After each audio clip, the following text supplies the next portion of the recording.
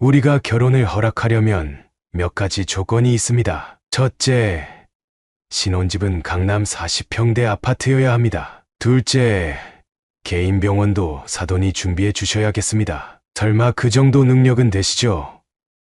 아니면 능력이 안 되시나요? 일용직 월급으로는 무리시겠죠. 하긴 막노동으로 어떻게 그걸 다 준비하실 수 있겠어요? 죄송하지만 그건 제 능력으로는. 그럼 마지막 부탁이 있습니다. 결혼식에는 나오지 마십시오. 네. 그게 무슨... 솔직히 말씀드리면 막노동꾼이 혼주석에 앉아있는 모습은 보기가 좀 그렇잖아요. 하객들도 있고 우리 지연이가 창피할 것 같아서 하는 말입니다. 이해해 주시겠죠? 아버님이 안 계신 게 윤우와 지연이의 앞날을 위해서도 좋을 것 같네요. 체면도 있고. 장인어른, 장모님, 해도 너무 하시는 거 아닙니까? 이게 어느 나라 법입니까? 사연을 듣고 난 후 각자의 의견을 댓글로 남겨주시기 바랍니다. 사소한 댓글이라도 사연자분에게 큰 힘이 될 수 있습니다. 각색될 수 있고 사연자분의 입장에서 구성될 수 있습니다. 가난한 시골 마을의 작은 초가집에서 태어난 최창식의 이야기는 1960년대 한국의 산업화가 시작될 무렵 동시에 시작되었습니다. 6남매 중 넷째였던 그는 어린 시절부터 부모님의 농사일을 도우며 자랐습니다. 그의 아버지는 한평생 남의 땅을 빌려 농사를 짓는 소작농이었고, 어머니는 새벽부터 밤늦게까지 품팔이로 가족의 생계를 도왔습니다. 이런 가정 환경 속에서도 그는 학업에 대한 열정만큼은 누구보다 강했습니다. 장씨가, 너는 꼭 공부해서 출세해야 한다. 너만큼은 이 고생 안 했으면 좋겠구나. 어머니의 이 말씀은 그의 가슴 속 깊이 새겨졌고 평생의 좌우명이 되었습니다. 중학교를 졸업하자마자 그는 큰형의 도움을 받아 서울로 올라왔습니다.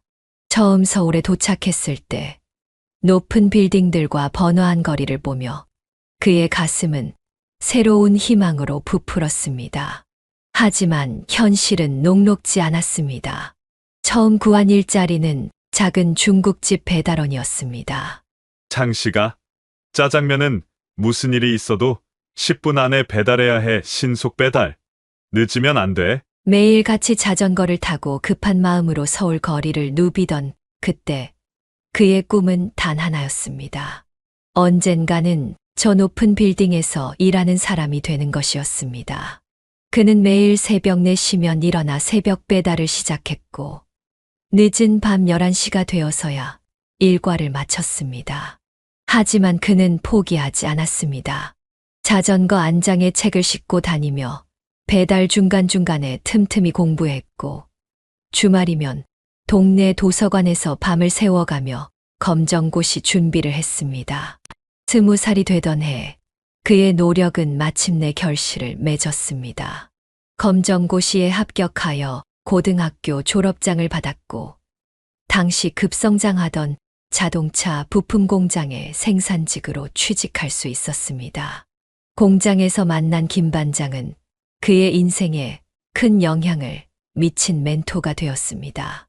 창씨가, 너 같은 사람은 정말 성공해야 해. 다른 젊은이들은 퇴근하면 술집으로 가는데 넌 여기 남아서 기계를 연구하고 공부하잖아. 그 열정이면 머지않아 이 공장을 내가 이끌게 될 거야. 김 반장의 이 말은 예언이 되었습니다. 그는 매일 밤 공장에 남아 기계 작동법과 품질 관리에 대해 공부했고 일주일에 서너 번은 회사 숙직실에서 잠을 잤습니다. 퇴근 후에는 기계공학 관련 책을 독파했고 주말마다 열리는 기술교육 강좌를 빠짐없이 수강했습니다. 그의 성실함과 전문성은 곧 회사에서도 인정받았고 입사 10년 만에 최연소 반장이 되었습니다. 30살이 되던 해 그는 마침내 자신의 집을 마련했습니다. 비록 방 2개짜리 작은 아파트였지만 그에게는 꿈 같은 순간이었습니다. 열악한 환경 속에서도 꿈을 이루기 위해 노력했던 그의 시간들이 결실을 맺는 순간이었습니다. 아들, 이제 장가도 가야지. 너 나이가 몇 살인데? 어머니의 걱정 어린 말씀에도 그는 자신만의 페이스를 잃지 않았습니다. 어머니, 제가 아직 이루고 싶은 게 많습니다. 결혼은 정말 준비가 됐다고 느낄 때 하고 싶어요. 제 인생에서 가장 중요한 선택인 만큼 신중하게 결정하고 싶습니다. 이러한 그의 신중한 태도와 확고한 가치관은 후일 그가 만난 아내와의 만남에 결정적인 영향을 미쳤습니다. 그녀 역시 자신만의 페이스로 인생을 살아가던 특별한 여인이었고, 둘의 만남은 운명적이었습니다. 어느 봄날 최창식의 인생을 바꾸는 운명적인 만남이 찾아왔습니다. 매일 같이 오가던 출근길이었지만 그날 아침은 유난히 공기가 맑고 상쾌했습니다. 버스 정류장으로 향하던 그의 발걸음이 문득 멈춰 섰습니다. 단정한 단발머리에 긴 치마와 하늘색 티셔츠를 입은 여인의 뒷모습이 그의 시선을 사로잡았기 때문입니다. 평소에 그였다면 그저 스쳐 지나갔을 순간이었지만 그날만큼은 달랐습니다. 마치 누군가가 등을 떠미는 것처럼 자연스럽게 발걸음이 그녀를 향해 움직였습니다. 이제껏 한 번도 해보지 않았던 낯선 여인에게의 고백을 그는 생각보다 담담하게 해냈습니다. 저기, 안녕하십니까? 저는 심성기업의 최창식 관장입니다. 실례가 될 수도 있는데 제가 아가씨한테 반해버렸습니다. 그의 진심 어린 고백에 여인은 잠시 놀란 듯 그를 바라보았습니다. 그러나 곧 그녀의 입가에 은은한 미소가 번졌고 예상치 못한 답변이 돌아왔습니다. 귀여우시네요. 좋아요. 그녀는 근처 은행에서 일하는 행원이었습니다. 두 사람은 그날 저녁 6시 을지로 입구의 다방에서 다시 만나기로 약속했습니다. 그날 하루 최창식은 일에 집중하지 못했습니다. 기계 소리와 동료들의 대화 소리 사이로 계속해서 그녀의 목소리가 들리는 듯했고 손에 잡히는 모든 것들이 그녀의 미소처럼 반짝거렸습니다. 반장님, 오늘 왜 이리 정신이 없어 보이세요? 동료들의 걱정 어린 물음에도 그는 그저 미소로 답할 뿐이었습니다. 퇴근 시간이 다가올수록 그의 마음은 더욱 설렘으로 가득 찼습니다. 처음으로 누군가에게 마음을 열어보는 순간 30살이 넘어 찾아온 첫사랑의 설렘이 그를 들뜨게 했습니다. 약속 시간보다 1시간이나 일찍 도착한 다방에서 그는 창가에 앉아 행인들의 발걸음을 하나하나 세어보았습니다. 그리고 정확히 6시 하늘색 티셔츠를 입은 그녀가 다방 문을 열고 들어왔습니다. 그날의 만남은 두 사람의 인생을 바꾸어 놓은 특별한 시작이 되었습니다. 장식 씨, 저는 사실 아침에 말씀하신 게 참 인상 깊었어요. 요즘 세상에 그렇게 솔직하게 마음을 전하는 분이 많지 않거든요. 그녀의 이 말은 후일 그들의 결혼식에서도 다시 한번 언급되었습니다. 운명이란 것이 이렇게 갑작스럽게 그러나 확실하게 찾아올 수 있다는 것을 두 사람은 그때 처음 알게 되었습니다. 그러던 어느 날 그는 자신이 사랑하는 여인의 진짜 정체를 알게 되면서 큰 충격에 빠졌습니다. 그동안 은행원이라고만 알고 있었던 그녀는 사실 시립병원 내과 의사였습니다. 그녀는 매일 아침 은행 앞에서 버스를 갈아타고 병원으로 출근하던 중이었고 그와의 첫 만남에서 자신의 직업을 밝히기가 조심스러워 은행원이라고 말했던 것입니다. 이 사실을 알게 된 날, 그는 한동안 말을 잇지 못했습니다. 마침내 입을 열었을 때 그의 목소리는 떨리고 있었습니다. 아이고, 제가 감히 의사 선생님이랑 사귀다니. 이거 참 영광입니다. 하지만 그녀는 그의 손을 따뜻하게 잡으며 미소 지었습니다. 에이, 뭐 의사고 뭐고 다 똑같은 월급쟁이에요. 괜히 부담 갖고 그러지 마세요. 저는 창식 씨의 성실함과 따뜻한 마음에 반한 거예요. 그녀의 진심 어린 말에 용기를 얻은 최창식은 더욱 열심히 살아갔습니다. 매일 아침 그녀의 병원 앞으로 도시락을 배달했고, 그녀가 야간 당직이 있는 날이면 병원 근처 포장마차에서 따뜻한 어묵탕을 사들고 찾아갔습니다. 두 사람의 사랑은 날이 갈수록 깊어졌고, 6개월이 지났을 때는 서로 없어서는 안 될 존재가 되어 있었습니다. 장식 씨, 우리 이제 부모님들께 인사드려야 하지 않을까요? 그녀의 제안으로 두 사람은 먼저 최창식의 부모님을 찾아뵈었습니다. 시골 마을의 작은 초가집에서 이루어진 첫 만남에서 그의 부모님은 며칠 전부터 준비한 밑반찬들을 수줍게 내놓으셨습니다. 하지만 그녀의 직업을 알게 되자 그들의 표정이 어두워졌습니다. 아이고, 의사 선생님을 어떻게 우리 며느리로 저희같이 어려운 집안에는 너무 부담스러워서. 다음 주말 그녀의 부모님을 찾아뵈었을 때는 상황이 더욱 좋지 않았습니다. 강남의 고급 아파트에 거주하는 그녀의 부모님은 처음부터 강경한 태도였습니다. 말도 안 되는 소리. 우리 화순이가 무슨 고생을 할 일이 있다고. 절대 안 된다. 장인어른은 자리를 박차고 일어나셨고 장모님은 눈물을 흘리셨습니다. 하지만 그 자리에서 그녀는 흔들리지 않고 단호하게 말했습니다. 아버지, 어머니, 저는 창식 씨와 결혼하겠습니다. 제가 행복하길 바라시는 게 아니신가요? 그날 이후 집안에서는 그녀를 설득하기 위해 수많은 시도를 했습니다. 더 좋은 조건의 남자들을 소개시켜 주려 했고, 유학을 보내겠다는 제안도 있었습니다. 하지만 그녀의 마음은 확고했습니다. 이런 상황 속에서 창식 씨는 깊은 고민에 빠졌습니다. 그들의 사랑은 이제 더 큰 시험대에 오르게 된 것입니다. 두 사람의 사랑은 더욱 큰 시련을 맞이했습니다. 장인어른은 두 사람의 관계를 알게 된 후 날이 갈수록 더욱 격렬하게 반대했습니다. 어느 날 저녁 그는 무릎을 꿇고 장인어른을 찾아갔지만 돌아온 것은 모욕적인 말뿐이었습니다. 아니, 넌 남자 보는 눈이 왜 그 모양이냐? 어디 근본도 없는 중졸짜리 공돌이를 내 집에 데려와. 그녀는 아버지의 차갑고 날선 말에도 굴하지 않았습니다. 오히려 더욱 단호한 목소리로 자신의 뜻을 밝혔습니다. 아버지, 직업이 뭐가 중요해요? 제가 사랑하는 사람은 창식 씨예요. 창식 씨의 성실함과 따뜻한 마음이 얼마나 귀중한지 아버지는 모르시는 거예요. 최창식 씨는 매주 주말마다 그녀의 집을 찾아갔습니다. 때로는 비가 오나 눈이 오나 현관 앞에서 몇 시간씩 무릎을 꿇고 앉아 있었습니다. 하지만 돌아오는 것은 매번 문전박대뿐이었습니다. 그럼에도 그는 포기하지 않았습니다.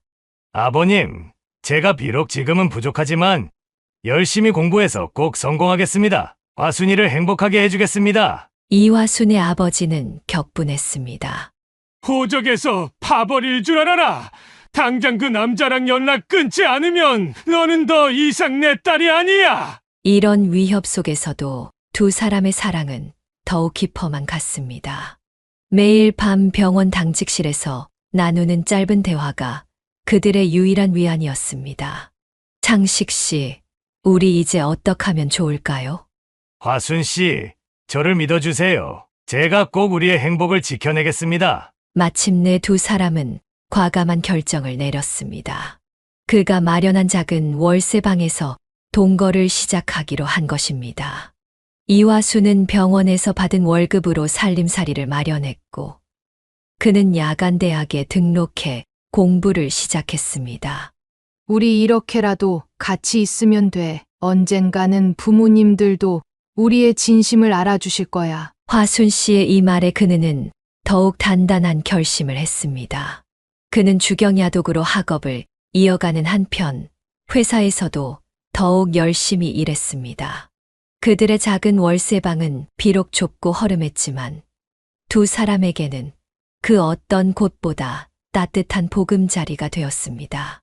이제 그들 앞에는 더 큰 시련이 기다리고 있었지만 서로를 향한 믿음만은 더욱 견고해져 갔습니다. 허례허식 없이 시작된 동거 생활은 어느덧 2년이라는 시간이 흘렀습니다. 그러던 어느 날 그녀가 임신 소식을 전했습니다. 여보, 우리 곧 셋이 될 것 같아. 그녀의 떨리는 목소리를 듣던 그의 눈시울이 붉어졌습니다. 병원 산부인과에서 첫 초음파 검사를 받던 날, 그는 아내의 손을 꼭 잡은 채 태아의 심장 소리를 들었습니다. 저 소리가 우리 아기 심장 소리예요. 건강하게 자라고 있네요. 의사의 설명을 들으며 그는 인생에서 처음으로 느껴보는 벅찬 감동에 사로잡혔습니다. 매일 밤 그녀의 배에 귀를 대고 아기와 이야기를 나누었고, 퇴근 후에는 동네 문방구에서 태교에 좋다는 클래식 음악 테이프를 사왔습니다. 그해 겨울 마침내 그들의 아들이 태어났습니다. 첫 울음소리를 들었을 때 그는 참을 수 없는 기쁨에 병원 복도에서 엉엉 울고 말았습니다. 여보, 고마워. 이렇게 예쁜 아들을 낳아줘서. 하지만 이런 기쁨도 잠시 처가 식구들은 여전히 차가운 태도였습니다. 아들의 탄생 소식을 전하기 위해 찾아간 처가에서 돌아온 아내는 한동안 말없이 눈물만 흘렸습니다. 근본도 없는 남자와 동거해서 자식을 낳으면 뭐가 달라질 줄 알았냐? 그깟에 하나 낳았다고 해서 우리가 널 용서할 것 같으냐? 이런 상처에도 불구하고 그들은 더욱 단단해졌습니다. 그는 낮에는 회사에서 일하고 밤에는 야간대학에서 공부하며 틈틈이 아들을 돌보았습니다. 아내 역시 출산 휴가가 끝나자마자 병원으로 복귀했고, 그들은 서로를 의지하며 힘든 시기를 견뎌냈습니다. 여보, 우리 아들 잘 키우면서 열심히 살다 보면 언젠가는 부모님들이 이해해 주실 거야. 그래, 우리 절대 포기하지 말자. 비록 처가와의 관계는 완전히 단절되었지만 그들은 작은 가족만의 행복을 만들어갔습니다. 퇴근 후 함께 먹는 저녁 식사, 주말에 아들과 함께하는 동네 공원 산책, 이런 소소한 일상이 그들에게는 더없이 소중한 순간이 되었습니다. 그리고 이런 시간들은 앞으로 그들이 마주하게 될 더 큰 도전을 이겨낼 수 있는 힘이 되어 주었습니다. 가을의 어느 저녁, 그의 인생에서 가장 큰 비극이 찾아왔습니다. 병원 야간 당직을 마치고 퇴근하던 아내가 과속 트럭과 부딪히는 사고를 당한 것입니다. 사고 소식을 듣고 달려간 병원에서 그는 이미 차가워진 아내의 손을 붙잡고 오열했습니다. 여보, 이러지 마. 우리 아들은 어떡하라고? 장례식장에서 그는 연이은 충격으로 의식을 잃고 쓰러졌습니다. 정신을 차렸을 때 처가 식구들의 분노가 그에게 쏟아졌습니다. 내가 우리 딸을 죽였어. 천한 것이 감히 우리 딸을 꼬드겨서 이런 식으로 끝나게 할 줄 누가 알았겠어? 장인어른의 매서운 손찌검과 함께 욕설이 날아왔지만 그는 아무 말도 할 수 없었습니다. 그저 눈물만 흘릴 뿐이었습니다. 이제 겨우 3살이 된 아들은 상황을 이해하지 못한 채 엄마를 찾으며 울고 있었습니다. 아내를 땅에 묻는 날, 그는 무덤 앞에서 몇 시간 동안 무릎을 꿇고 있었습니다. 여보, 내가 아들 잘 키울게. 걱정하지 마. 내가 못다한 사랑. 내가 다 해줄게. 그날 이후 그의 삶은 완전히 달라졌습니다. 아침에 일어나 아들의 아침을 챙기고 어린이집에 데려다 주고 퇴근 후에는 저녁을 해주는 일상이 시작되었습니다. 서툴고 힘들었지만 아내의 빈자리를 채우기 위해 그는 최선을 다했습니다.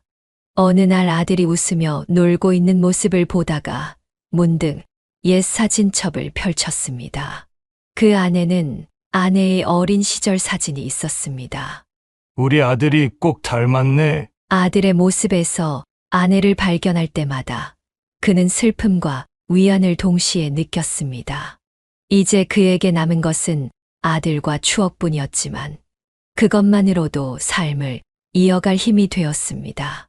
매일 밤 아들을 재우며 그는 하늘에 있는 아내에게 묵묵히 기도했습니다. 아들이 건강하게 자랄 수 있기를, 그리고 언젠가는 이 아픔이 조금이나마 덜어지기를 바라면서 말입니다. 아내를 잃은 후 처음 몇 년은 정말 힘든 시기였습니다. 초등학교 3학년이던 윤호는 어머니의 부재를 받아들이지 못하고 반항하기 시작했습니다. 학교에서는 친구들과 자주 싸웠고, 집에서는 아버지의 말을 전혀 듣지 않았습니다. 아빠 때문이야. 아빠가 엄마 병원에 더 일찍 데려갔으면, 아빠가 돈이 더 많았으면. 어느 날 윤호는 결국 교실 유리창을 깨고 말았습니다. 그날 밤 최창식은 아들을 데리고 아내의 묘지를 찾았습니다. 윤호야, 때려라. 내가 원한다면 아빠를 때려도 좋아. 하지만 그게 끝나면 아빠의 말을 한 번만 들어주면 안 될까? 그의 말에 윤호는 주먹을 불끈 쥐었지만 결국 아버지의 품에 안겨 울음을 터뜨렸습니다. 아빠, 나도 엄마가 보고 싶어. 너무 보고 싶어. 그날 이후 윤호는 조금씩 변화하기 시작했습니다. 매일 새벽 아버지가 출근하기 전에 일어나 도시락을 싸주었고, 밤과 후에는 독서실에서 늦게까지 공부했습니다. 아빠, 나 의사가 될 거야. 엄마처럼 사람들을 살리는 의사가 될 거야. 어느 날 문득 윤호가 한 이 말은 그의 인생을 완전히 바꾸어 놓았습니다. 중학교에 들어간 윤호는 전교 1등을 놓치지 않았고, 고등학교에서도 최상위권을 유지했습니다. 아빠, 오늘은 일찍 들어가세요. 제가 알바해서 번 돈으로 치킨 시켰어요. 가끔 이런 따뜻한 말을 건네는 아들을 보며 그는 눈시울을 붉혔습니다. 아내가 하늘나라에서 지켜보고 있다는 믿음으로 그들 부자는 서로를 의지하며 하루하루를 이겨냈습니다. 여보, 우리 아들이 달라졌어요. 이제 정말 잘 자랄 것 같아요. 매일 밤 아내의 사진을 보며 그는 조용히 속삭였습니다. 시련은 오히려 그들 부자를 더욱 단단하게 만들어 주었고, 이것은 훗날 더 큰 시련을 이겨내는 힘이 되었습니다. 그 무렵 대한민국을 강타한 IMF 외환위기는 그의 인생에도 큰 시련을 안겨다 주었습니다. 15년간 성실하게 다녔던 회사가 갑자기 부도나면서 하루아침에 직장을 잃게 된 것입니다. 아빠, 이제 출근 안 해? 아들의 걱정스러운 눈빛을 마주하며 그는 단 하루도 시리에 빠져 있을 수 없다고 생각했습니다. 다음 날 새벽부터 그는 동네 인력사무소를 찾았습니다. 매일 새벽 4시 그는 가장 앞자리에 줄을 섰습니다. 사장님, 저 일 잘합니다. 기계 다루는 일이면 뭐든 자신 있습니다. 처음에는 단순 노동직으로 시작했지만 그의 성실함은 곧 현장에서 인정받았습니다. 그는 공사장에서 만난 기술자들을 통해 용접과 전기 배선, 기술을 배우기 시작했습니다. 퇴근 후에도 남아서 기술을 익혔고, 주말에는 기술학원을 다니며 자격증 공부를 했습니다. 세상이 아무리 변해도 건설 현장은 없어지지 않을 거야. 이왕 시작한 것 최고의 기술자가 되어보자. 그의 이러한 굳은 결심은 곧 빛을 발하기 시작했습니다. 6개월 만에 용접기능사 자격증을 취득했고, 이어서 전기공사 기능사 자격증도 따냈습니다. 현장에서는 그의 꼼꼼한 일처리와 책임감 있는 태도가 입소문이 나기 시작했습니다. 매일 저녁 지친 몸을 이끌고 집에 돌아와 아들을 보며 그는 희망을 잃지 않았습니다. 오히려 이러한 시련이 새로운 도전의 기회가 될 수 있다고 믿었습니다. 그의 이런 긍정적인 마음가짐은 곧 더 큰 기회로 이어지게 되었습니다. 그의 나이 65이 되었을 때 아들 윤호는 어머니의 뒤를 이어 의사가 되었습니다. 서울의 한 대학병원 내과 의사가 된 아들을 볼 때마다 그는 가슴이 뭉클해졌습니다. 허름한 작업복을 입은 아버지를 한 번도 부끄러워하지 않고 오히려 자랑스럽게 여기며 자란 아들이 고마웠습니다.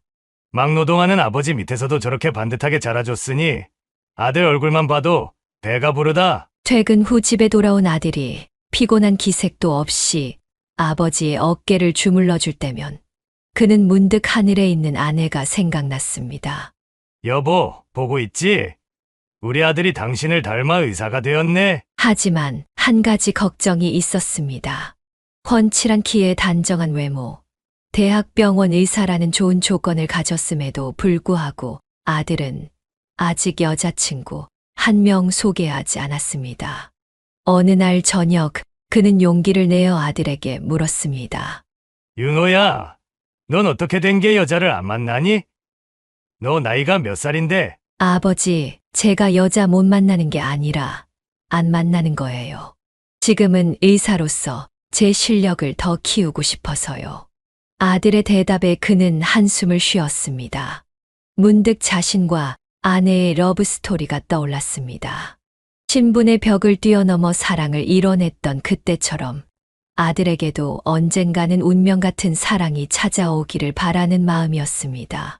윤호야, 일도 중요하지만 사랑도 인생에서 꼭 필요한 거야. 내 어머니와 나처럼. 그의 말끝이 살짝 떨렸습니다.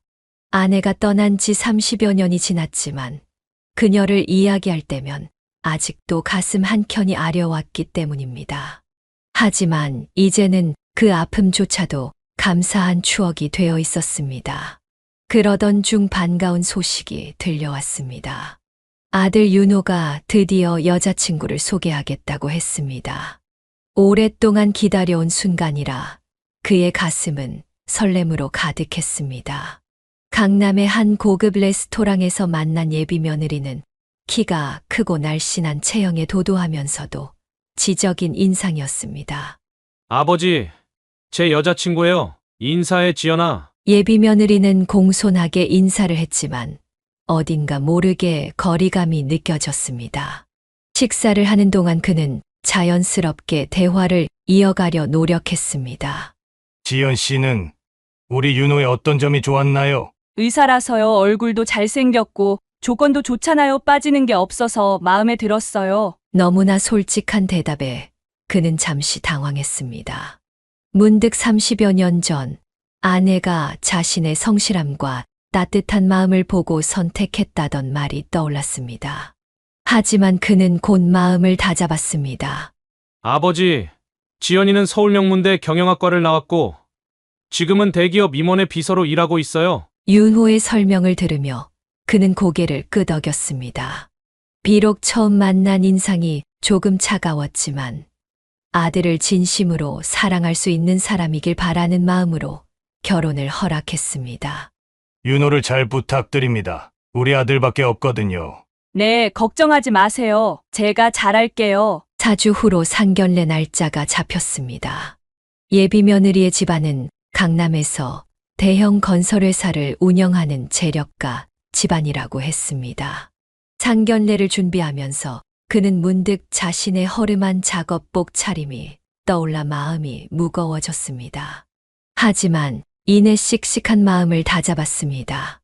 이번에는 내가 장인어른이 되는 거구나. 30년 전 자신이 겪었던 그 아픈 기억들이 떠올랐지만 그는 이번에는 달라지기를 바랐습니다. 진정한 사랑의 가치를 아는 아버지가 되기로 다짐했습니다. 상견례를 위해 그는 평생 처음으로 맞춤복을 입었습니다. 30년간 작업복만 입어온 그에게 이 옷은 어색하기만 했지만 아들을 위해 당당한 모습을 보여주고 싶었습니다. 강남의 유명 한정식집 앞에서 그는 아들과 함께 예비 사돈을 기다렸습니다. 아버지, 긴장하지 마세요. 제가 다 잘 될 거예요. 윤호의 걱정 어린 말에 그는 씁쓸한 미소를 지었습니다. 약속 시간이 지나고 10분, 20분, 그리고 30분이 흘렀습니다. 마침내 도착한 사돈은 호텔 로비처럼 고급스러운 한정식집 입구를 당당하게 걸어 들어왔습니다. 안녕하세요. 저는 윤호 아버지입니다. 오늘 이렇게 뵙게 되어 영광입니다. 그가 공손히 인사를 건넸지만 예비 사돈은 마치 그가 없는 사람인 것처럼 행동했습니다. 악수를 청하기 위해 내민 그의 손은 차가운 공기 속에서 멈춰야 했습니다. 식사 자리로 안내되는 동안 그는 자신의 허름한 모습이 거울에 비치는 것이 신경 쓰였습니다. 이렇게 예쁘고 훌륭한 따님을 시집 보내기 아까우시겠습니다. 그의 진심 어린 말에도 사도는 코웃음을 치며 눈살을 찌푸렸습니다. 최고급 한정식이 차례로 나왔지만 테이블을 감싸는 무거운 정적은 누구도 깨지 못했습니다. 그의 입에는 모든 음식이 톱밥처럼 씁쓸하게만 느껴졌습니다. 듣자 하니 건설 현장에서 일하신다고요? 안사돈의 차가운 목소리로 물었습니다. 그 말투에는 숨기지 않는 경멸이 담겨 있었습니다. 네, 전기공사 일을 하고 있습니다. 20년 넘게 한 분야에서. 아니, 그럼 일용직이신 거예요? 매일 인력사무소 가시는. 그의 말이 채 끝나기도 전에 날카로운 질문이 이어졌습니다. 마치 경찰서 취조실에 앉아 있는 것 같은 기분이 들었습니다. 윤호는 아버지를 걱정스러운 눈빛으로 바라보았고 서지연은 고개를 푹 숙인 채 젓가락만 만지작거렸습니다. 그럼 학력은요? 어디 나오셨어요? 중졸입니다. 그 말을 하는 순간 안사돈의 얼굴이 일그러졌습니다. 테이블 위로 무거운 침묵이 내려앉았고 호화로운 실내 장식도 갑자기 초라하게 느껴졌습니다. 우리 윤호는 어떻게 의대를 나온 거죠? 아내가 의사였습니다. 지금은 하늘나라에. 아, 그래서 그렇게 된 거군요. 당신 능력으로 의대를 보냈다고 하면 이상했죠. 안사돈의 모욕적인 말에 윤호가 자리에서 벌떡 일어났습니다. 장모님, 지금 뭐라고 하셨습니까? 제가 의사가 된 건 아버지의 헌신 덕분입니다. 하지만 안사돈은 아랑곳하지 않았습니다. 그들의 눈에는 이미 이 자리가 실수였다는 판단이 서 있었습니다. 고급 한정식집의 우아한 실내 장식과 값비싼 음식들 사이에서 그는 점점 더 작아지는 자신을 느꼈습니다. 지연아, 우리 가자. 이런 자리가 웬 말이니 무슨 이런 근본 없는. 사도는 식사도 채 마치지 않은 채 자리에서 일어났습니다.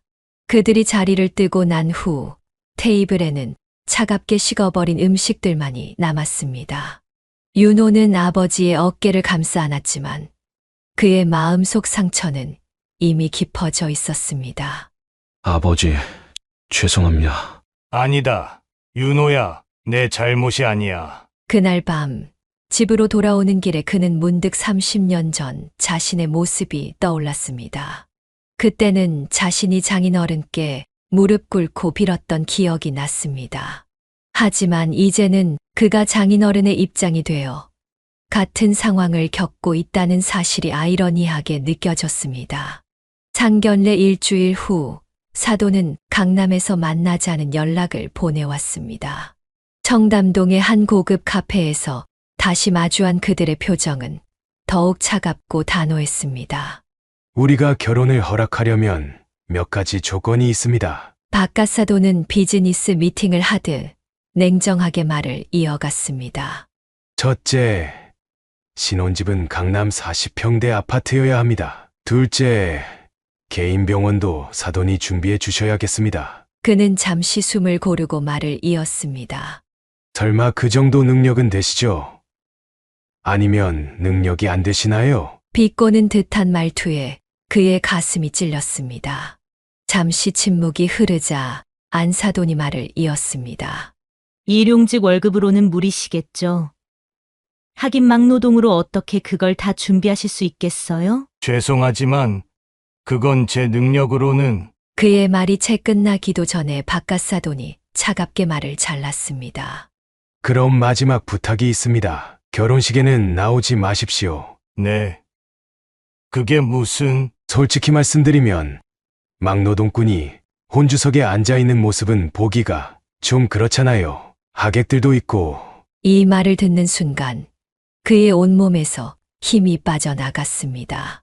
30년간 건설 현장에서 흘린 땀방울이 아들을 의사로 키워내기 위해 견뎌온 고난의 시간들이 한순간에 부정당하는 것 같았습니다. 우리 지연이가 창피할 것 같아서 하는 말입니다. 이해해 주시겠죠? 카페의 우아한 인테리어와 은은한 클래식 음악이 흐르는 가운데 그의 귓가에는 온갖 모욕적인 말들만이 맴돌았습니다. 입술이 떨렸지만 어떤 말도 나오지 않았습니다. 아버님이 안 계신 게 윤우와 지연이의 앞날을 위해서도 좋을 것 같네요. 체면도 있고. 마지막 한마디가 그의 가슴을 파고들었습니다. 평생 자존심을 지키며 살아왔던 그였지만 이런 모욕은 처음이었습니다. 머릿속에서는 수많은 항변의 말들이 맴돌았지만 그의 입에서는 아무 말도 나오지 않았습니다. 그저 자신의 거칠어진 손을 내려다보며 평생 묵묵히 살아온 시간들을 되돌아보았습니다. 그리고 문득 하늘에 있는 아내의 모습이 떠올랐습니다. 그녀라면 이런 상황에서 어떻게 했을까? 생각하며 그는 깊은 한숨을 내쉬었습니다. 그날 아침 윤호는 아버지의 만류에도 불구하고 카페에 동행했습니다. 아버지, 전 옆 테이블에서 조용히 있을 테니까 걱정하지 마세요. 아들의 고집을 꺾지 못한 그는 결국 허락할 수밖에 없었습니다. 윤호는 약속대로 옆 테이블에 앉아 신문을 보는 척하며 사돈과의 대화를 지켜보았습니다. 처음에는 차분히 듣고 있던 윤호였지만 대화가 진행될수록 그의 손에 쥔 신문이 구겨지기 시작했습니다. 설마 그 정도 능력은 되시죠? 라는 비아냥거리는 말에 윤호의 손끝이 떨렸고 막노동꾼이라는 말이 나올 때마다 그의 얼굴은 점점 붉어졌습니다. 특히 아버지를 결혼식에서 배제하자는 말을 들었을 때는 신문을 쥔 그의 손끝이 하얗게 변할 정도였습니다. 체면도 있고 라는 말이 나오는 순간 더 이상 참을 수 없었던 윤호는 결국 터져버렸습니다. 사실 이 자리에는 며느리도 함께였습니다.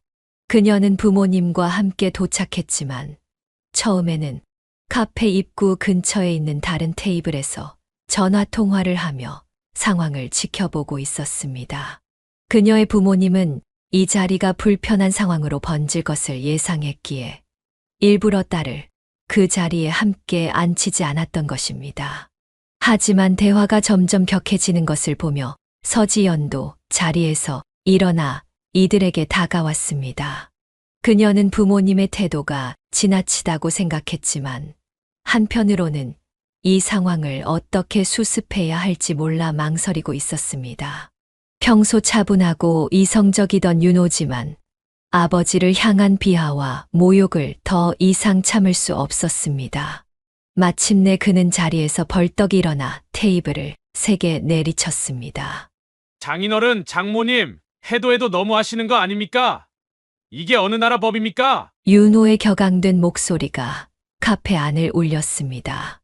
주변 테이블의 손님들이 놀란 눈으로 이쪽을 바라보기 시작했습니다.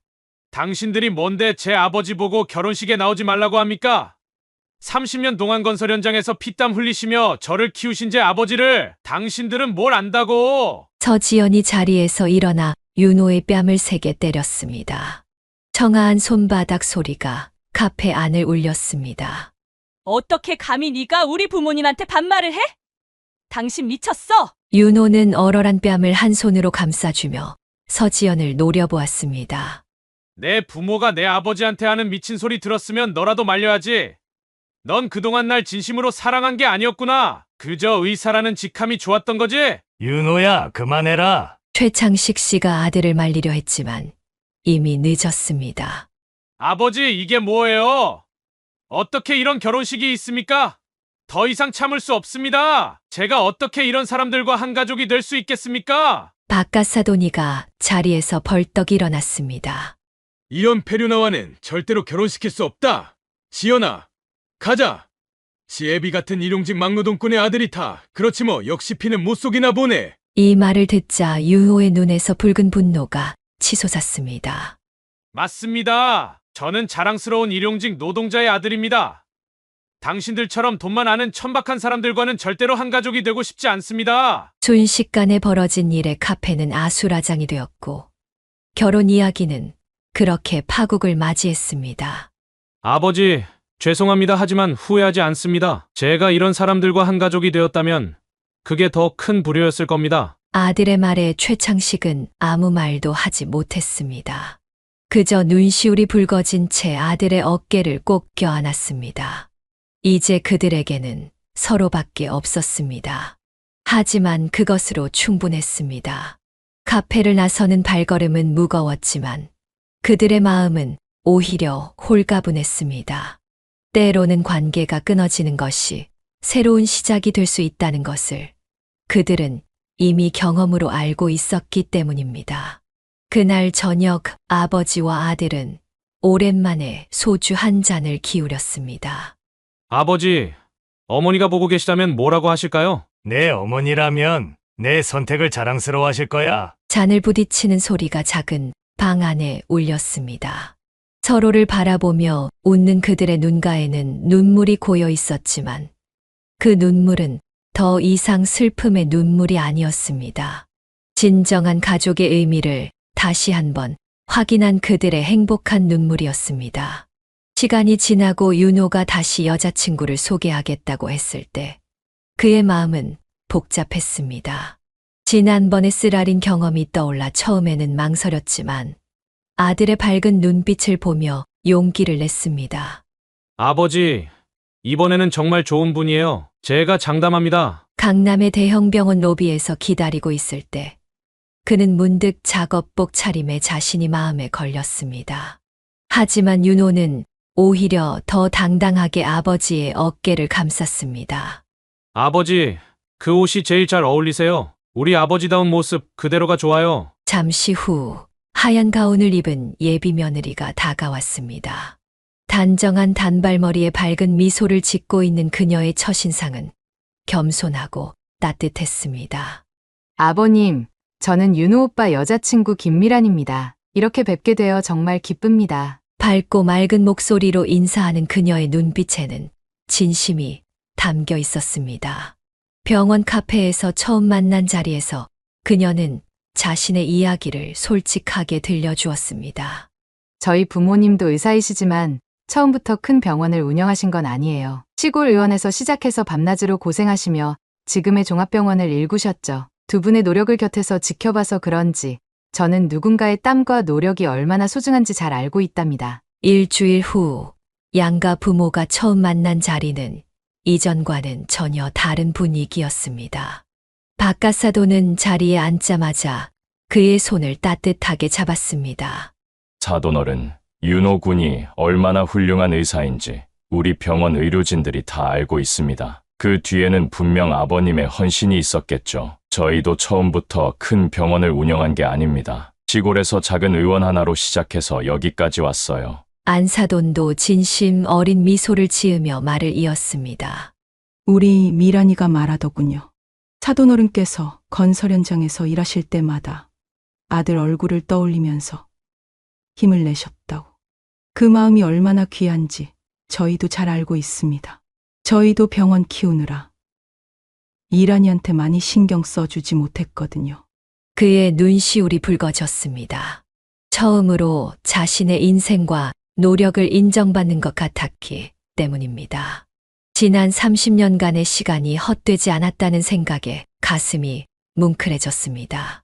사돈어른, 저희가 비록 의사이고 병원을 운영하지만 돈이나 명예보다 중요한 게 있다는 걸 잘 압니다. 윤호 군이 얼마나 성실하고 따뜻한 의사인지 저희가 잘 알고 있어요. 그건 분명 아버님의 가르침 덕분일 겁니다. 식사를 하는 내내 화기애애한 분위기가 이어졌습니다. 서로의 어려웠던 시절 이야기를 나누며 때로는 웃고 때로는 공감하는 모습이 마치 오랜 친구 같았습니다. 앞으로 윤호와 미란이가 행복하게 살 수 있도록 저희도 함께 돕겠습니다. 사돈어른, 우리 이제 한 가족입니다. 돌아오는 차 안에서 윤호가 아버지의 어깨를 꼭 껴안았습니다. 아버지, 이번에는 진짜예요. 미란이는 달라요. 그리고 미란이 부모님도 정말 좋으신 분들이에요. 그는 아들의 말에 고개를 끄덕였습니다. 창밖으로 흩날리는 눈을 바라보며 하늘에 계신 아내를 떠올렸습니다. 여보, 왔지?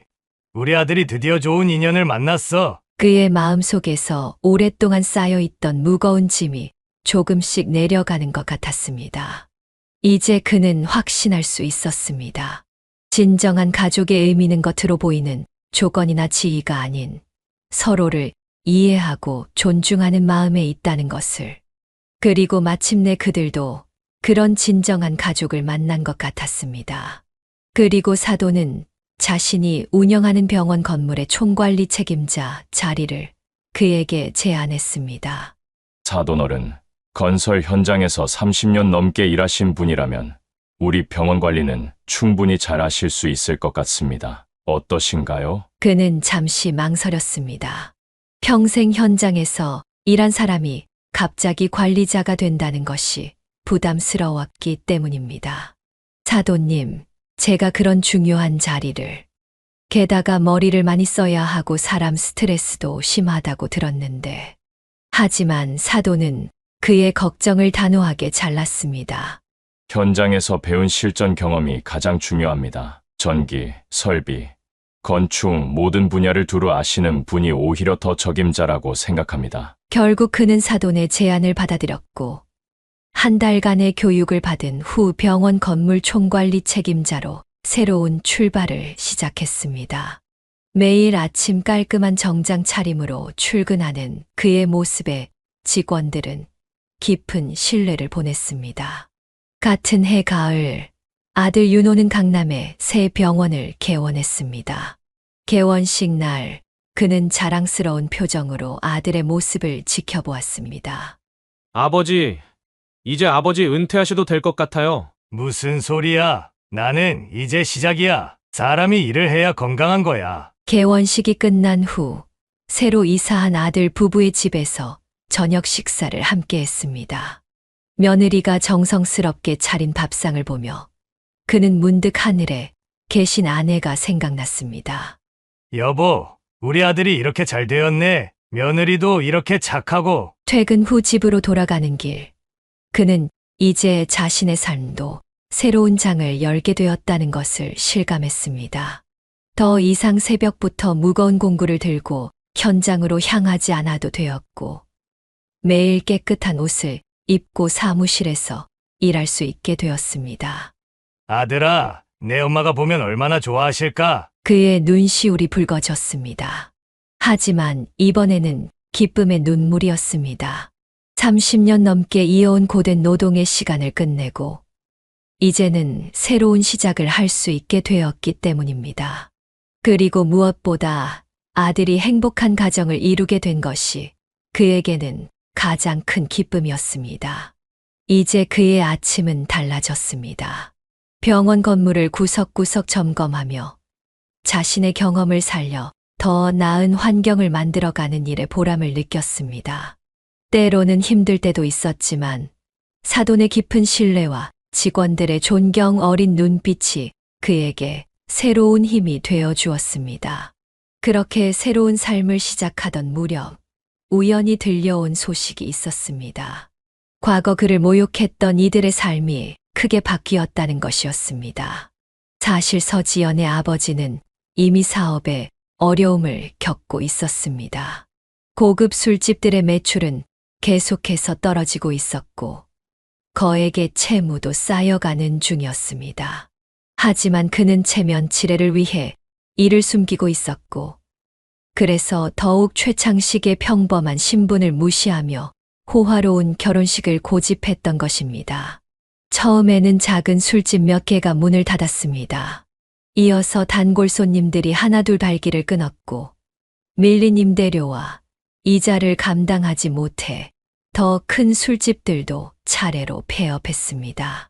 사채업자들의 방문이 잦아졌고 밤낮으로 울리는 독촉 전화에 서지연의 어머니는 신경쇠약 증세를 보이기 시작했습니다. 서지연은 회사에서도 점차 위기를 맞이했습니다. 상견례 자리에서 일이 회사에 알려지면서 동료들의 시선이 달라졌고 자존심 강했던 그녀는 이를 견디지 못했습니다. 잦은 실수와 결근이 이어졌고 결국 스스로 사직서를 제출할 수밖에 없었습니다. 상견례 자리에서의 충격적인 사건 이후 서지연은 심각한 우울증에 시달리기 시작했습니다. 대기업에서 일하던 그녀는 결국 직장을 그만둘 수밖에 없었고, 이는 가족의 위기로 이어졌습니다. 지연이가 저렇게 된 건 다 그놈들 때문이야. 서지연의 아버지는 분노와 원망으로 가득 찼지만 그들의 불행은 거기서 끝나지 않았습니다. 평소 매출을 축소 신고하고 현금 거래를 선호하던 그들의 사업 관행이 경쟁업체의 제보로 국세청의 주목을 받게 되었습니다. 특별 세무조사가 시작되자 숨겨둔 비자금 계좌들이 속속 드러났고 수년간의 탈세 증거가 발견되었습니다. 국세청의 특별 감찰이 시작되었고 그동안 숨겨왔던 불법 증여와 탈세 혐의가 모두 드러났습니다. 강남의 고급 술집들은 하나둘 문을 닫았고 빚쟁이들의 방문이 잦아졌습니다. 이제 어떡하지? 우리가 왜 이렇게 됐지? 한때 호화로운 생활을 누리며 남을 깔보던 그들은 순식간에 모든 것을 잃게 되었습니다. 채권자들의 추심에 시달리다 결국 그들은 강남을 떠나야 했고 서지연의 아버지는 마지막 선택으로 아파트 경비원 자리를 구할 수밖에 없었습니다. 결혼식을 준비하는 동안 지금의 사돈들은 그를 진심으로 가족처럼 대했습니다. 어느 주말 사돈 내외는 그를 시골 의원이 있던 곳으로 초대했습니다. 사돈어른, 여기가 저희가 처음 시작했던 곳입니다. 허름하지만 참 추억이 많은 곳이에요. 낡은 의원 건물 앞에서 바깥 사돈은 추억에 잠긴 듯 이야기를 이어갔습니다. 아내와 둘이서 밤새 환자를 보면서도 행복했습니다. 돈은 없었지만 서로가 있었으니까요. 그의 말에 최창식은 깊이 공감했습니다. 자신도 비슷한 시절이 있었기 때문입니다. 사돈어른, 제가 반찬을 좀 만들어 왔어요. 윤호가 말하더라고요. 아버님이 늘 혼자 드신다고. 어느 날 안사돈이 들고 온 반찬통에는 정성이 가득했습니다. 그녀는 아내의 빈자리를 알게 된 후로 매주 반찬을 챙겨주었습니다. 우리 미란이가 소녀 시절에 꿈꾸던 이상형이 바로 윤호 같은 사람이었어요. 성실하고 따뜻한 청년. 그게 다 사돈어른의 교육 덕분이지요. 명절이 되면 사돈 가족들은 함께 모여 송편을 빚고 전을 부쳤습니다. 그가 건설 현장에서 배운 전기 수리 기술로 의원의 낡은 설비를 고쳐주면 사돈은 그의 만성 요통을 치료해 주었습니다. 사돈어른, 이제 저희가 사돈어른의 가족입니다. 힘든 일 있으시면 언제든 말씀해 주세요. 그들의 따뜻한 마음은 최창식의 오랜 외로움을 달래주었습니다. 처음으로 그는 사돈이라는 단어가 단순한 호칭이 아닌 진정한 가족의 의미라는 것을 깨달았습니다. 여보, 이제야 진짜 가족을 만난 것 같아요. 당신이 보고 싶어 할 만한 좋은 분들이에요. 하늘에 계신 아내에게 이렇게 말하고 싶은 날들이 많아졌습니다. 이제 그의 삶에는 더 이상 외로움이 없었습니다. 한 가족이 된 사돈들과 함께하는 시간이 늘어날수록 그의 얼굴에는 따뜻한 미소가 떠나지 않았습니다. 드디어 그는 아들 부부의 도움으로 강남의 한 고급 아파트로 이사했습니다. 관리 책임자로서의 안정된 수입과 아들의 지원으로 여유 있는 생활이 가능해졌기 때문입니다. 어느 늦은 밤, 그는 잠을 이루지 못하고 산책을 나왔다가 뜻밖의 광경을 목격했습니다. 아파트 화단에서 한 경비원이 몰래 오줌을 누고 있었던 것입니다. 그는 관리소에 신고하려다 문득 그 경비원의 뒷모습이 나치고 다가가 보았습니다. 이봐요! 그게 무슨 짓입니까? 경비원이 돌아보는 순간 그는 깜짝 놀랐습니다. 바로 2년 전 자신을 모욕했던 지연의 아버지였기 때문입니다. 한때 거만하게 굴던 그의 모습은 온데간데 없이 초라해져 있었습니다. 당신이 우리 아파트에 왜 있는 거죠? 그의 질문에 서지연의 아버지는 눈을 부라리며 분노를 터뜨렸습니다. 내 놈 때문이야. 내 놈 때문에 내가 이 꼴이 된 거라고. 딸내미가 그때 받은 충격으로 우울증에 걸려 직장도 그만뒀어. 회사는 부도가 나고 결국 이렇게 경비질이나 하면서 연명하고 있잖아. 그의 말투에는 여전히 증오가 가득했지만 이제는 그것이 그를 흔들 수 없었습니다. 무슨 소리야? 오히려 당신들이 우리를 경멸하고 무시했잖아. 잊었어? 닥쳐! 천한 것이 감히? 서지연의 아버지는 주먹을 불끈 쥐었지만 이내 힘없이 팔을 내렸습니다. 그의 눈에는 이제 분노보다는 절망이 깃들어 있었습니다. 최창식은 잠시 그를 바라보다가 천천히 말했습니다. 이제 그만 화단에 오줌 누는 일은 그만해. 주민들이 신고하면 곤란해지는 건 당신이니까. 그 말을 남기고 돌아서는 그의 발걸음은 묵직했습니다. 인생의 무상함을 느끼면서도 한편으로는 운명의 아이러니를 실감했습니다. 집으로 돌아오는 길에 그는 문득 하늘을 올려다보았습니다. 여보, 이게 다 세상 이치인가 봐요. 사람은 누구나 잘 살 수 있지만 남을 무시하고 업신여기면 그 대가를 치르나 봅니다. 그날 이후 그는 더욱 겸손한 마음으로 살아가기로 다짐했습니다. 자신이 겪었던 고통을 누구에게도 주고 싶지 않았기 때문입니다. 그리고 이런 그의 모습은 아들과 며느리에게도 큰 가르침이 되었습니다. 그 일이 있고 며칠 후 아파트 관리사무소 앞에서 예상치 못한 충돌이 벌어졌습니다. 퇴근길에 마주친 서지연의 아버지는 갑자기 청소용 빗자루를 들고 그에게 달려들었습니다. 이 천한 놈! 다 너 때문이야!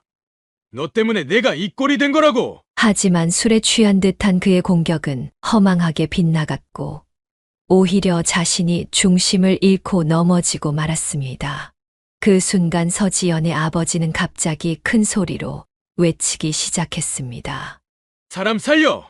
이놈이 경비한테 갑질하고 때립니다. 누가 좀 신고해 주세요! 하지만 그의 연기는 오래가지 못했습니다. 아파트 입구의 블랙박스가 모든 상황을 정확히 담고 있었기 때문입니다.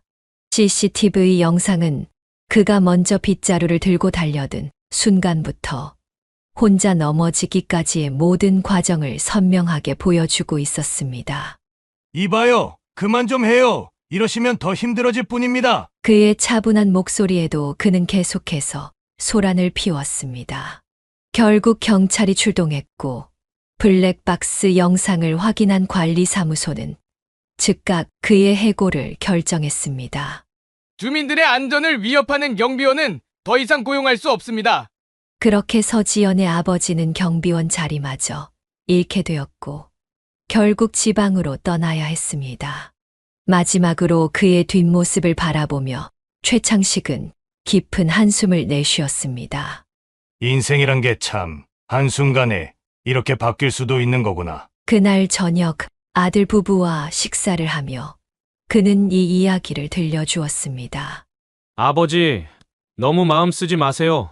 그분이 자초한 일이에요. 그래도 사람이 저렇게 되는 걸 보니 마음이 좋지는 않구나. 며느리는 따뜻한 차를 내오며 말했습니다.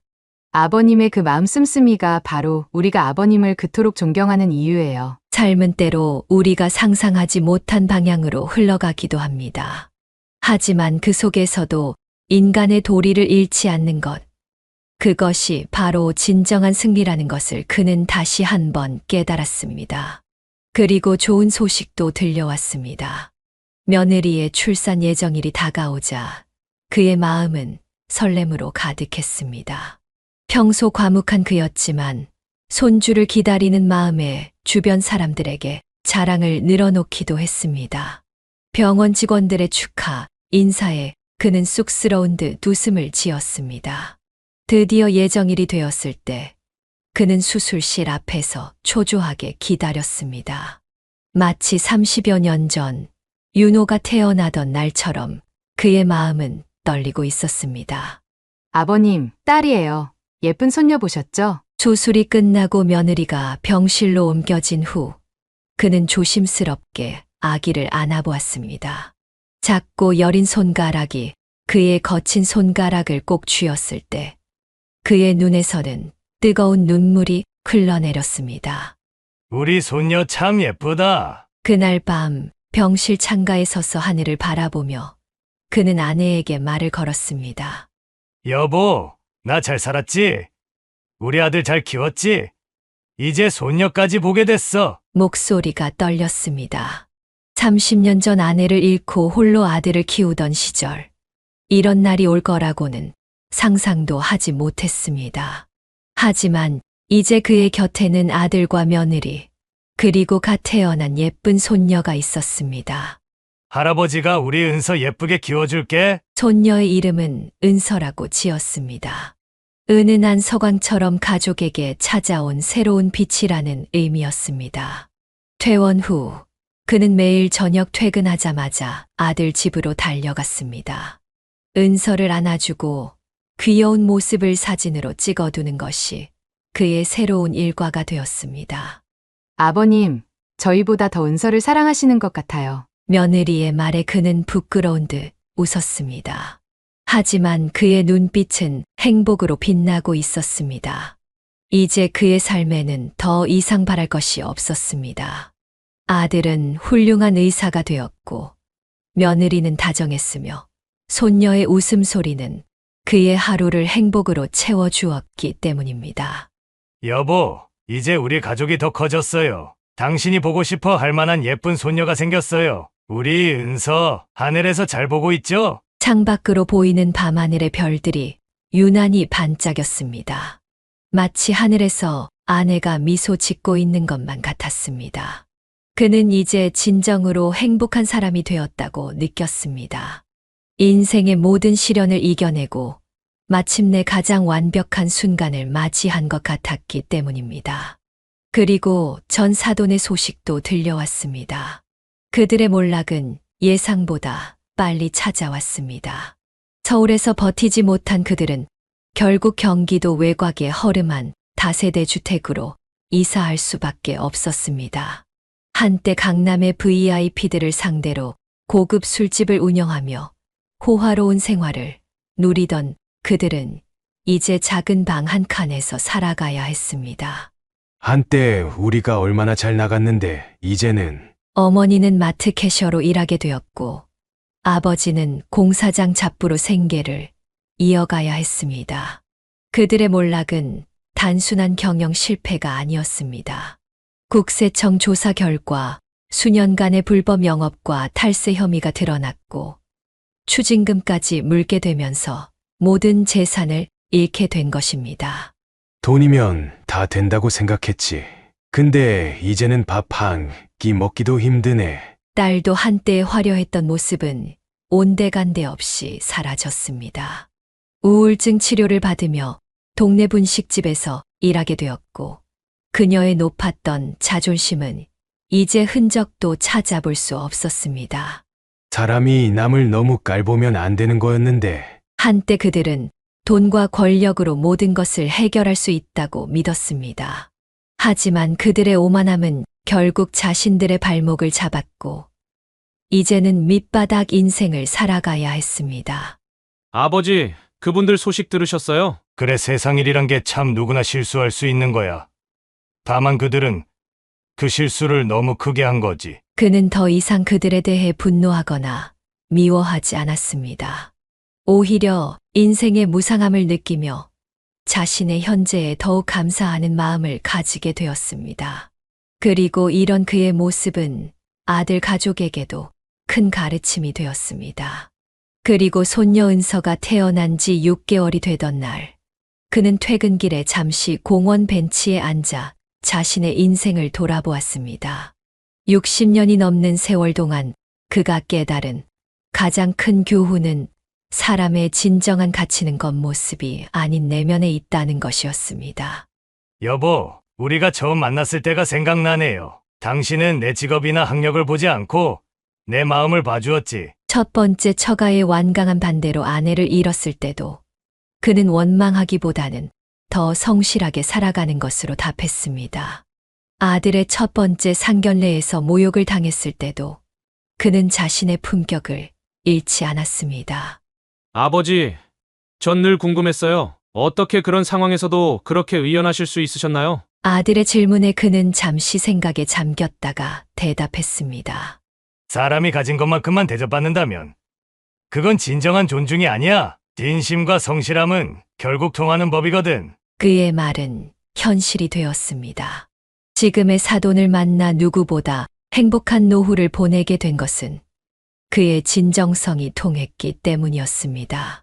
겸손하면서도 자신의 가치를 잃지 않았던 그의 태도가 결국에는 진정한 가족의 인연으로 이어진 것입니다. 사돈어른, 우리 이제 막내 아들 결혼식 준비해야 하는데 한번 의견 여쭤보려고요. 사돈과 통화를 하면서도 그는 새삼 감사함을 느꼈습니다. 서로를 존중하고 배려하는 관계가 얼마나 소중한지 이제는 깊이 이해하고 있었기 때문입니다. 인생은 참 묘한 거야. 높은 자리에 있다고 해서 반드시 존경받는 건 아니고, 낮은 자리에 있다고 해서 반드시 비천한 건 아니거든. 손녀 은서를 안아들며 그는 미소 지었습니다. 이제 그의 삶의 교훈은 다음 세대에게도 이어질 것입니다. 겸손하되 당당하게, 성실하되 진정성 있게 살아가는 것. 그것이 바로 그가 평생을 통해 깨달은 가장 소중한 지혜였습니다. 68이 된 최창식은 아침마다 창밖의 새하얀 눈을 바라보며 하루를 시작합니다. 건물 관리자로서 규칙적인 생활을 하면서도 그의 일상은 늘 행복으로 가득합니다. 직원들의 존경받는 관리자이자 성공한 의사의 아버지이며 자상한 할아버지로서의 삶을 살아가고 있기 때문입니다. 아버지, 오늘은 일찍 퇴근하세요. 은서가 할아버지 보고 싶다고 계속 찾아요. 퇴근 무렵이면 어김없이 걸려오는 며느리의 전화는 그의 하루 중 가장 기다려지는 순간입니다. 손녀 은서의 제잘거림을 들으며 그는 자신의 지나온 날들을 떠올립니다. 사랑하는 아내와의 이별, IMF 시기의 고난, 첫 번째 상견례에서의 모욕. 그 모든 순간들이 지금의 행복을 더욱 빛나게 만드는 것 같았습니다. 여보, 나 이제 정말 행복해요. 당신이 못다 한 사랑, 내가 우리 아들한테 다 해줬어요. 퇴근 후 아들 가족과 함께하는 저녁 식사 자리에서 그는 문득 이런 말을 꺼냈습니다. 나는 이제 이승에서 원하는 꿈을 모두 다 이룬 것 같습니다. 먼저 간 아내를 만나게 되면 꼭 하고 싶은 말이 있네요. 여보, 나 잘 살았지. 우리 아들 잘 키웠지. 라고 말이죠. 그의 말에는 평생을 성실하게 살아온 한 남자의 진솔한 자부심이 담겨 있었습니다. 중졸 학력의 일용직 노동자에서 시작해 존경받는 관리자가 되기까지 그의 삶은 겉으로 보이는 조건이나 지위가 아닌 내면의 가치가 얼마나 중요한지를 보여주는 살아있는 증거였습니다. 할아버지, 안아주세요. 손녀의 제잘거림에 그는 따뜻한 미소를 지었습니다. 이제 그의 하루하루는 작은 행복들로 가득 차 있었습니다. 아침 일찍 출근해 건물을 점검하고, 점심시간이면 아들과 통화하고, 저녁이면 손녀와 놀아주는 소소한 일상. 그것이 바로 그가 꿈꾸던 진정한 행복이었습니다. 인생이란 참 신기한 거네요. 결국 진심은 통하는 거였어요. 창밖에 하얀 눈이 내리는 것을 보며 그는 생각했습니다. 그의 이야기는 이제 많은 이들에게 희망이 되었습니다. 어려운 환경 속에서도 포기하지 않고 꿈을 이루어낸 감동적인 성공담이자 인간의 진정한 가치는 겉모습이나 지위가 아닌 내면에 있다는 것을 보여주는 소중한 교훈이 된 것입니다. 이제 그의 앞에는 더 많은 행복한 날들이 기다리고 있습니다. 손녀가 자라는 모습을 지켜보고 아들 부부의 성공을 함께 나누며 그는 자신의 남은 인생을 더욱 의미 있게 살아갈 것입니다. 그의 삶은 끝나지 않았습니다. 오히려 이제부터가 진정한 시작인지도 모릅니다. 사연을 듣고 댓글을 남겨주시기 바랍니다. 사소한 의견일지라도 사연자분에게는 큰 힘이 됩니다. 노골적인 악성 댓글은 사연자분에게 상처가 될 수 있으니 삼가주시기 바랍니다.